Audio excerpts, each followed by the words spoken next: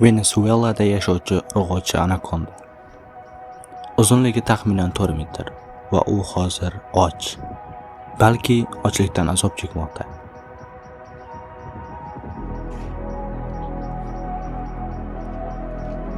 Bu dunyodagi eng yirik kemiruvchilardan biri kapibaraga ko'z tikkan. Voyaga yetgan kapibaralar salkam 1,5 metr bo'ladi, og'irligi 45 kilogramdan og'irroq bo'lishi mumkin. Anakonda o'ljasini aniq ko'ra olmaydi, ammo tili orqali havodagi hid molekulalarini sezadi va bu yirik jonivor aynan unga kerakli ov ekanligini anglaydi. Ham anakonda, ham kapibaralar ko'pincha suvda yashaydi. Ov paytida kapibaraga yashirinadigan joy qolmaydi. U suv ostida sudralib harakatlanadi. Boshi bilan suv yuzasiga chiqib, nishonini aniq belgilaydi. Uning bu qadar ovga chanqoqligiga sabab juftlashuv arafasida bo'lishidir. Faqat yaxshi ovqatlangan anakondalar muvaffaqiyatli ko'payadi. Homilador bo'lgach, bolasini tug'ilguniga qadar 7 oy davomida umuman ov qilmaydi.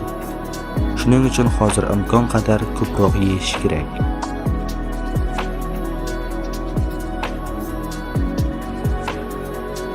Qushlar o'zlarini qutqarib qolishlari mumkin, lekin kapibara qochib qutula olmaydi. Anakondalar o'ljasini zaharlamaydi. Ular to'satdan hujum qiladi. Chaqadi, so'ngra tanasini o'rab olib, o'ljani siqib o'ldiradi. Siqish kuchi shu darajada kuchli bo'ladiki, nafas olish ham, qon aylanish ham to'xtaydi. Kapibara qarshilik ko'rsatib, hatto ilonni tishlagan bo'lishi mumkin, ammo yakunda g'alaba anakondaniki bo'ladi.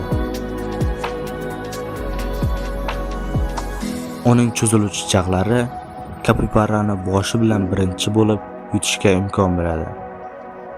Juftlashuvdan oldingi bu oxirgi ovni yutish 6 soat vaqtni oladi. Bu hali hazm qilish emas, faqat ichga yutish. Hazm qilish esa bir necha kun davom etadi. Shundan so'ng anakonda to'ygan, kuchga to'lgan va muvaffaqiyatli juftlashishga tayyor bo'ladi.